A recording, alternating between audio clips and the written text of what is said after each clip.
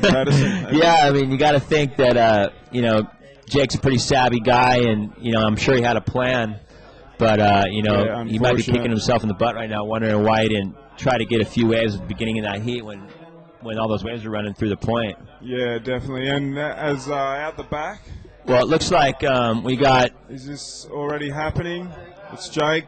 Probably with a score, he probably could have got through there. Well, it looks like Ace Buchan out the back, Louis. On the outside. So we see Ace come up, nice top turn. This heat starts very quick. Nice photo straight over the cameraman. Might have slowed him up a little bit there. That was unfortunate. But look at this set coming through. This is what Jake Patterson was waiting for. Well, it looked like Burrow was really unfortunate on that one out the back. A little bit too late, a little bit too deep on the sound bank there as Ace Buchan swung it on that first one and looked like an average score for him. It's definitely going to be. We'll have to wait and see what the judges reward it. But it wasn't that bad of a ride. He got a couple turns off on it. No, I think. Joel, I think it would have been better to sit wide this heat compared to where the guys have been sitting up there. Even when a set came, Jake Patterson was far too deep. The tide really, how much do you really have to move around with the different tides for your setup and where you want to sit during the heats? Yeah, I mean, a fair bit. I mean, like in a heat like this, he already knows the guys are going to have to keep going wider and wider. And by the end of the heat, it wouldn't surprise me if they're halfway down the line. And Mundaka's one of them places where you've got to do it. You've got to be on it. Even the start of my heat yesterday, I thought the tide will get lower. I didn't think it was going to be like that. I thought I'd have to start up high and then try and work my way down the point and get on the other side of the rip that was there. And so you kind of got to play it, as every minute unfolds with the tide. And I'm sure these guys will, see where one set will hit, and they'll be on it for sure. So, Joel, obviously you've been over here for, quite some time. Why don't you take us through some of your equipment, how you prepare yourself and the equipment you use for these different conditions? I've got two really good shortboards that I've been just riding just in contests.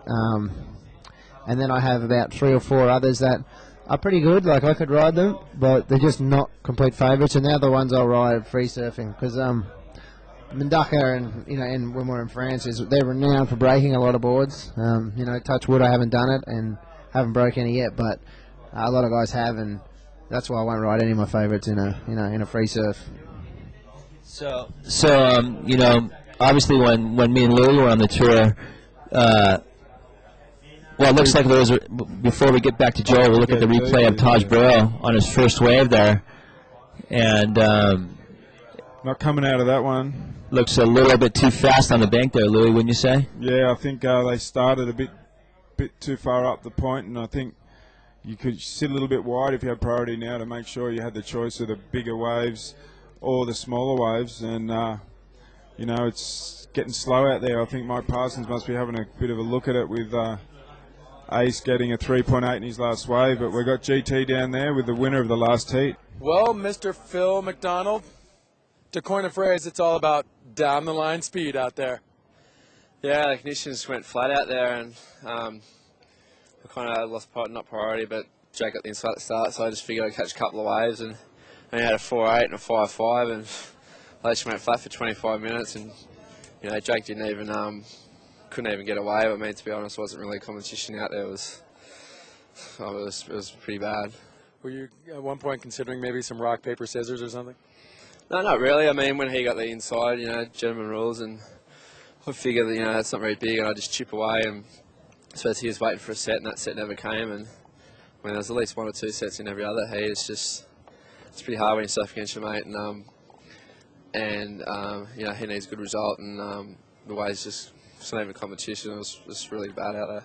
But that is definitely tough, especially when you're talking about Jake's kind of being the godfather, if you will, on tour, and you don't want him to go down, but at the same time, you got to move on. Yeah, well, I mean, you got to look after yourself, but Jake's done so much for the boys. And surfing, I don't think half the people realise what Jake's done to this sport. It's probably nearly more than anything to get all the surfers together and, to get the WPS together. And if it wasn't for him, for going to board meetings for 10 years and putting the surfers before him and everyone else, he's done an amazing job. So, he's an amazing guy. Well, let's talk about something that's even almost as amazing as Jake, is, dude, your board you're not going to let Old Faith go. No, it's hasn't broken yet. So as long as it doesn't break, I've got another backup. So it's only a jet ski away to grab the other one. So they keep going. It's got me through the last couple of heats. So it's only got to handle a few more heats. Well, if it ain't broke, don't fix it. That's it. Well, congratulations, Phil. All right, back to the tower with Mr. Luke Egan and Dino Andino. Thanks, GT. And this all-important heat for Taj Burrows for the chance of being a first-time world champion is ticking away. It's 24 and a half minutes remaining. And he's had a 1-point ride, and Ace Buchan's had a 3.83. As we were just saying before, Joel, it's a very important heat here for Taj. He has to make sure he makes the right decisions here with the tide coming in, and getting through this heat's very critical for everything. Yeah, I mean, Taj can't lose a heat, pretty much for the rest of the year if he wants to win the world title. And, Bucko's been injured all year, and he's just come out in the last 2 events and kind of been a bit of a dark horse. He's coming 43rd on tour, and he's, I guess he's got nothing to lose. So, yeah, he's a tough guy to get in the heat. And, I mean, Taj is no easy person to beat, but he'll they're both going to have their work cut out on each other. Yeah, absolutely. And as you said, Ace Buchan has been out, half the year, and really probably pretty secure to get the ASP injury wild card, for next year. And he's probably just here not going through the motions as much as just really here to make a statement. I mean, obviously I know he had a couple good heats at lowers. I'm not quite sure how he did it at the last event in France, but he looked really good at lowers. And in this heat, he's obviously started the heat off with 3.83, plenty of time remaining. And Taj Burrow, there's a lot on the line in this heat. Definitely, and I bet we got some shots of the boys lurking. Mick Fanning's up there, I know, watching this heat with great interest. Andy Irons will be somewhere as well.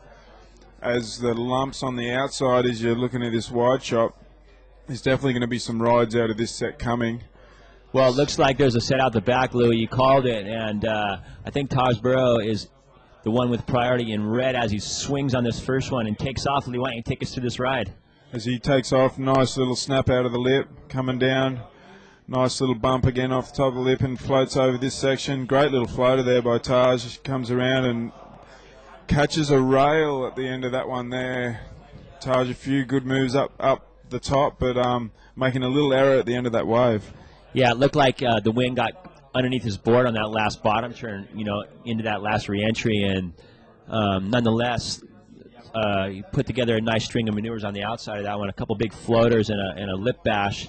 We'll have to wait and see what the judges think about that, but looked like a pretty average ride, right in mid-range.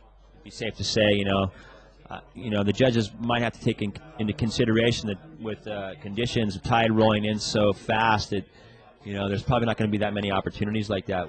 Wouldn't you say, Louis? Definitely, and tide coming in, you're right, Dino, and Ace Buchan, they're pretty close now. Still waiting on the score as we see the replay. The wave looked fantastic, Dino, from the beginning. Joel, why don't you talk us through the rest of this one?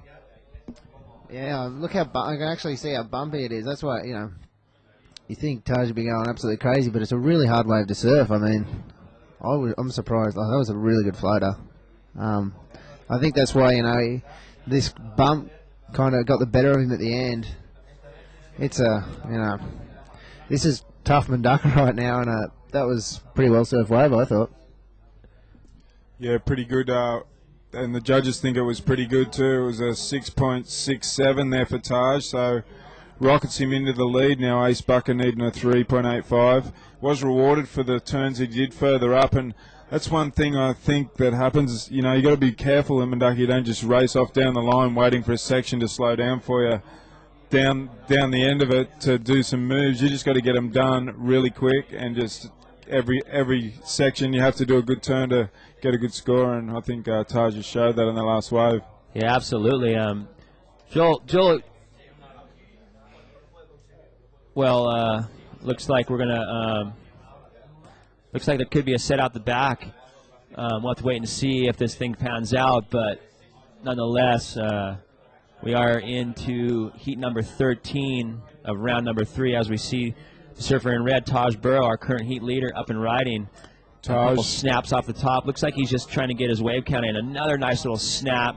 Looks like he's got a little better rhythm on this wave. Wouldn't you say, Louis? Definitely. He's more tuned on this wave. This falling off the end of that wave has probably made him think about it a little bit more and have to put a bit more effort in getting a good ride, in which he's doing right now. Flying down through that flat section and still getting manoeuvres done down this wave as it's nearly going onto the inside bank. His toes still looking around at it to do some more turns. Just getting down to where the jet ski is, just racking off a couple more.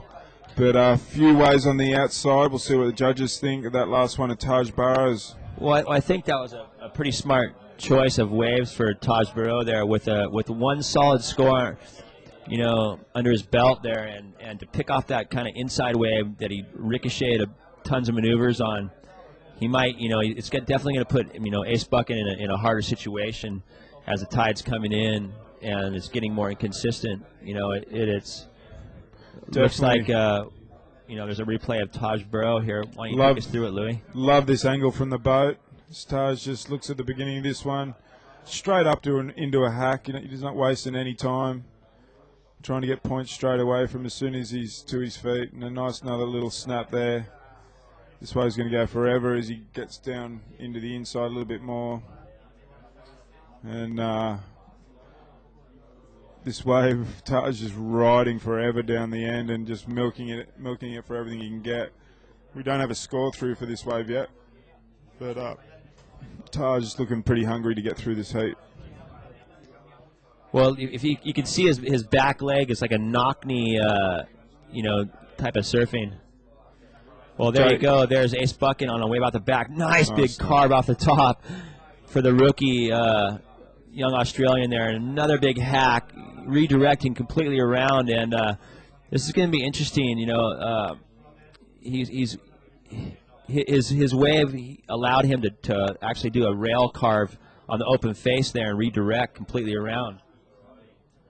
Definitely. Ace really putting as much effort into that wave as he possibly could. He got exhausted every possible point out of it, I think. He couldn't have served to much more for what he had on offer there.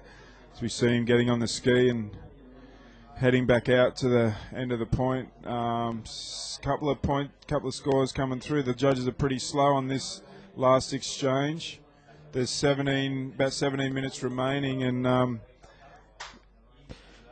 Joel, would it be safe to say, with all you guys into round number 4 already, and Taj Burrow still in round number 3, would he have some pressure? Yeah, I mean, definitely. I mean, Taj knows, and I'm sure we all know that, it doesn't matter who you're surfing against. There's every good chance that someone will come up and beat you. Here's the replay of Ace's wave. Probably, I would have thought, one of the better waves of the heat, or probably the best wave of the heat, because he allowed him to really open up. Really nice carve. Actually rewarded Joel with a 5-point ride for this one, Ace, and Taj getting a 7. Here goes Taj. As we see Taj out the back, up and riding. It's into a nice wave here. That was a great snap out of the lip as he comes down again and up again. Take us through the rest of it, Joel. Wow, he absolutely destroyed that wave. For what that wave offered, he couldn't have surfed that any better, I didn't think, for 2 foot left. Yeah, he ripped that wave apart, and so Taj in the lead, and Ace needs an 8.67 if he wants to get back into the swing of things. He's still holding a 3.83 that he needs to get rid of and replace, and Taj sitting with a 6.67 and a 7 with about 16 minutes to go. He's we'd have to say, Joel, Taj is looking solid. Yeah, definitely. I'd have to say Taj. Now he's got 2 good scores, and he'll go out there and sit there and wait now and try and just put a nail in the coffin. And definitely. I'm sure if he gets a chance, I'd hate to be Adrian Buchan out there. Yeah, he needs a good score, and it'd have to be as we've still got 1 score coming through for Taj Burrows, and it's looking really good for that last wave, I tell you. It's up in the 8 region. Yeah. Waiting for one more judge to drop his score in to give you what the outcome is. And yeah, it's an 8-point ride, that last one of Taj Burrows. So he just takes it even further. And Joel, we're going to have a replay. You want to talk us through that last wave of Taj? It was a great wave. Yeah, you could tell it was one of the bigger waves of the heat. A lot of wall on it. Nice little setup, nice little hit. This is the main turn though. This is the one that scores his points. That was really nice. Hit it high and tight. Gee whiz, if they slow him up this slow, we'll be here for a week. They didn't like that in the background, but yeah, no, look, wham. Showing all the good moves that Taj had on this last really wave. good. Can you see any fins come out the back? It's a bit hard to see, but yeah, that was a really good little wave. You get some good emails coming through. We never really read them out, but gee whiz. There's some Snips lovers and haters out there. Snips has been doing a good job. This is a hard contest to run, so all credit to Snips. I mean, Everyone's got their opinion. Yeah, he's probably ripped his hair out and gone grey. Yeah, it's a hard job, especially here at Mundaka. You only really get to run the event for half the tide, and that's what Mike Parsons is up for, running this event as we see Ace Buchan up and riding, Joel. Yeah, Bucko. He's going to have to lift the level to keep up with Taj, and, well, that was a really nice carve. Look, he's got a good little wall in this wave. Nice and tight. He really puts everything into his surfing, which I reckon is a key thing, and the judges will, reward him for going hard, and he's going to have a nice little link up here. It's a bumpy little wave, but he's doing really well. Look, he might finish off with something strong down the end.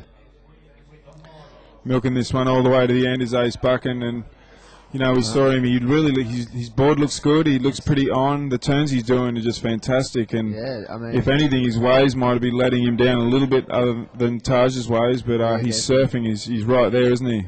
Definitely. I mean, wave selection's crucial when the waves are pretty average. And now, if he had the waves Taj has, maybe it would be a different result right now. But I think that might be his best wave. Yep, as we see. So there's some emails coming through asking some questions here, and actually we're really lucky to have Joel Parkinson, the current number 4 on the WCT ratings, with us here and sharing his opinions, and we're really lucky to have him here. Joel, it looks like there's some questions about what you think about the epoxy and firewire boards. Yeah, put me on the spot now. Yeah, we might look at this replay as we go of Ace Buchan. First, we'll get back to that question as we want to just check this wave out. And nice snap out of the lip for Ace. Come down and see all the effort he's putting in here. And I think this is a good turn right here where he just cracks it perfectly and comes down into another one. Well, he's got a good score. And the scores are dropping through. And they're up there. 8s and 7s are coming through, so this will put him back into contention with a... Definitely put him back in this heat, won't it? Definitely. So back to the question. I'm probably not the right guy to ask. You're probably better off asking someone like Taj. I've never really ridden them. I've had a Firewire, and I rode it twice, and I never really rode it in the right conditions or anything. So I'm not really the one to ask. I'm sure if you put some time in, and I'm sure every board